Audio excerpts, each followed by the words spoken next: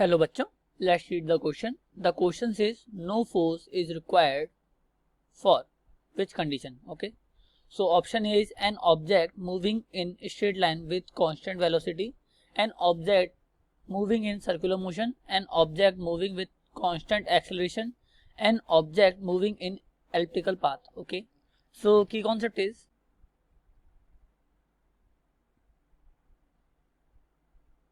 according to Newton's second law, force is equal to rate of change in momentum dp by dt.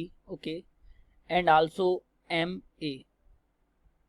Okay, अब option wise check करते हैं. So option A को देखते हैं सबसे पहले. An object moving in a straight line with constant velocity. Okay, so A अगर वो कांस्टेंट वेलोसिटी से मूव कर रहा है और स्ट्रेट लाइन में जा रहा है तो उसका जो एक्सीलरेशन होगा a vector will be zero.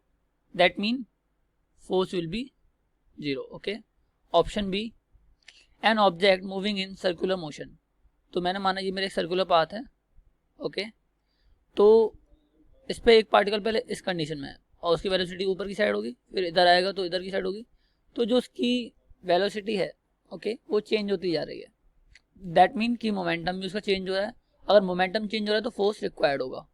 तो इसमें फोर्स रिक्वायर्ड होगा. ओके, सेंट्रीपिटल फोर्स की तरह लगता है वो.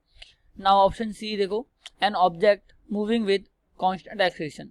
सो उसका एक्सीलरेशन है ए वेक्टर है, कांस्टेंट है. दैट मीन कि उस पर कोई ना कोई फोर्स लग रहा होगा. ओके, उस पर कोई ना कोई फोर्स अप्लाई हो रहा होगा तभी वो एक कांस्टेंट एक्सीलरेशन से मूव कर रही है. ओके, नाउ ऑप्शन डी देखो. ऑप्शन डी देखो, an object moving in elliptical path. तो मैंने माना ये मेरा एक एलिप्टिकल पाथ है. ओके, और ये इसका सेंटर है, ये इसका एक फोकस है, ये दूसरा फोकस है, इस तरीके से. ओके, सो इसका भी सेम केस है. पहले अगर वो यहाँ होगा तो इसकी वेलोसिटी की डायरेक्शन यहाँ होगी, फिर इधर होगा तो इधर होगी. मत मीन इसका भी जो मोमेंटम है वो चेंज हो रहा है, और मोमेंटम चेंज हो रहा है इसका मीन है कि फोर्स रिक्वायर्ड होगा. So for option a force not required. So option A is correct. Hope you all get it. Thank you, all the best.